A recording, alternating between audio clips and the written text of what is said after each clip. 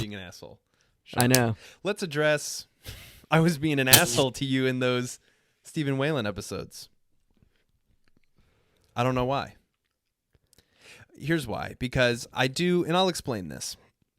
I do want to take that Ricky Gervais energy where in the last episode I called Rose McGowan a cunt. And I don't want to be purposely shocking, you know? Like I was saying about the living memes. When they do it on purpose, it's no longer funny. I think, because we were just talking about, like... Africa. Oh, yeah, that. I was fucking with you, and I know I did hit a chord because I think I was chipping away at you, and you were like, okay, haha. And then when I was like, you don't know anything about snakes, first of all, if Zach's going to get offended about something, it's probably going to be snakes.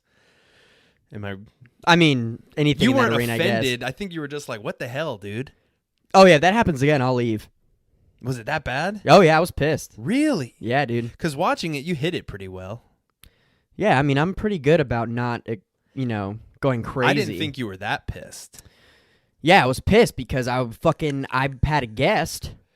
That's true. And you were making me look like a fucking moron. I wasn't trying to do that, I guess.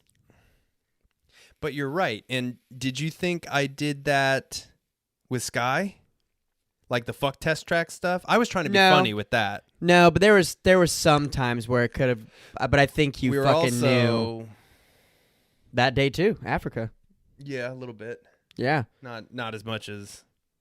Anyways. Right, but I think like that was 3 guys and having Busted Sky balls. here maybe I don't know, but yeah, no. If that would have happened that day, I would have fucking flipped everything. Oh, I would never do that to you in front of your girlfriend. I mean, you kind of did.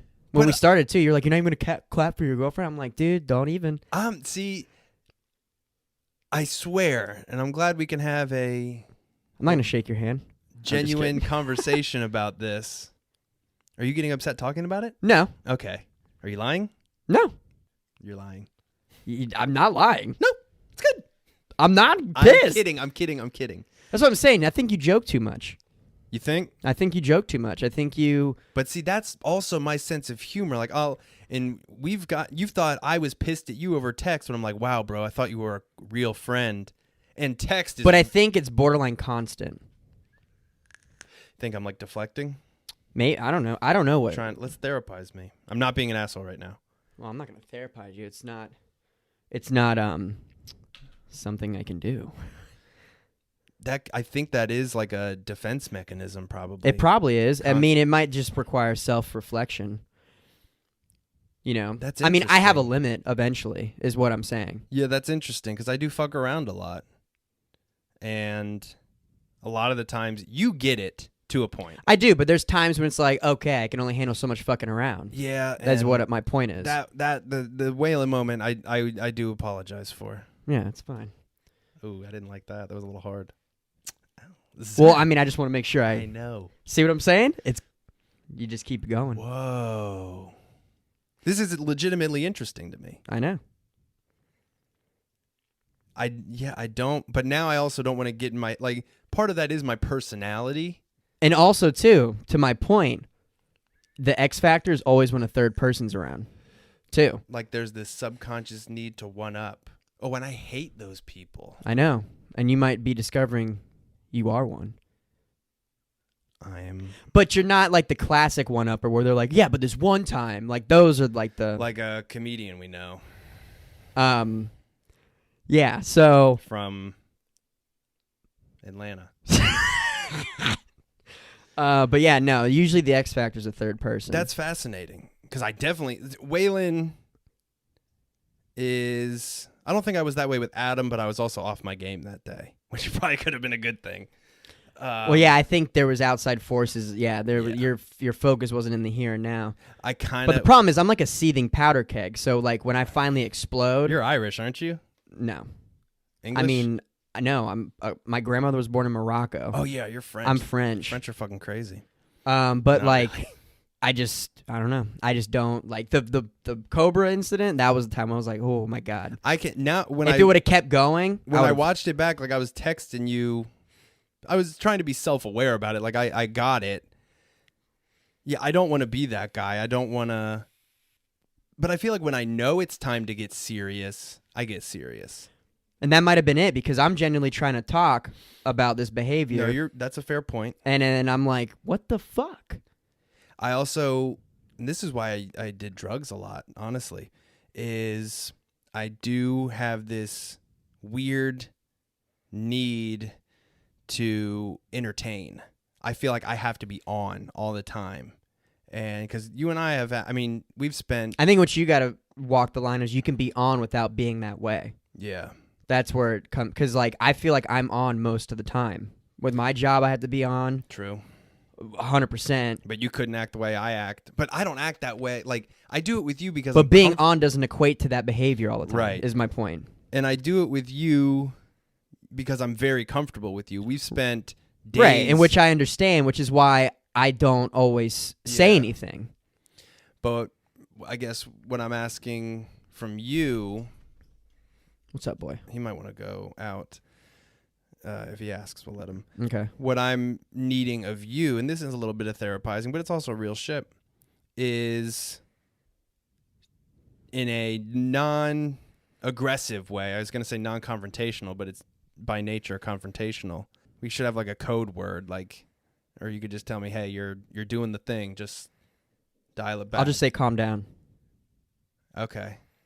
But also, see, that's fine because the only time you shouldn't say calm down to somebody is when they're getting pissed. If I did that to you and you're like, what the fuck? And I was like, calm down. That doesn't sound good, does it? That would, if I told you in that moment, calm down, you would have gotten more pissed. Oh, like most likely. Yeah, but that wouldn't have made sense in the context of that conversation. No, but yeah, I think, just calm down. That's our code word. See? You're watching friendships get repaired. And it would have been so fun. I was just about to say, too. And the good thing is, if I say calm down, people are going to know what they mean. But I forgot. We just explained the whole fucking premise of calm down.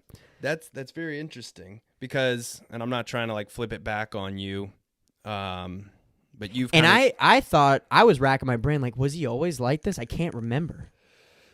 I'm also going through a lot of life shit, and which is why I let it slide a lot of the times. Well, when I get fucking aggravated. And I can sense when you're aggravated with me, and I'm bad about one. And this is based off a lot of relationships I've been in, and I've definitely had a major shift since the drug use and getting clean and not getting clean, and like that's just shifted my. I mean, and honestly, probably a fucking actual physically, chemically shift too. Yeah, you're right. I've got this sometimes borderline obsession. I say sorry a lot, and I know that can piss you off. It doesn't piss you off, but you're kind of like, dude, come on. Just relax. Like, you don't need to be sorry all the time, right? I do put these lofty expectations on myself. Like, when I don't get an episode done, I genuinely feel the need. Like, you better text Zack and apologize. And you're like, I do give a fuck about the podcast, but I don't give a fuck that you haven't done it yet. It's fine. That's what you always tell me, and that's the attitude you always put out. When it comes out, you know? Like, because I know what's going on over here. Right. And that's why And I think that's why I get so mad in those moments, because it's like you go from being, I'm sorry, oh, I feel like you're mad, to being a fucking douche. I'm like, all right, dude, pick one. I never realized I can be a douche. And I'm like, I'm trying to be genuine and authentic about realizing that. And it's not upsetting me. Because everybody's self-conscious. The drug addiction stuff has made me more self-conscious because I felt like now I need drugs to be on all the time, and that helped me. Right. And now I have to do it on my own accord. So it just kind of spirals out of control. But on top of lofty expectations for myself, I don't mean to be talking about myself too. See, here we go.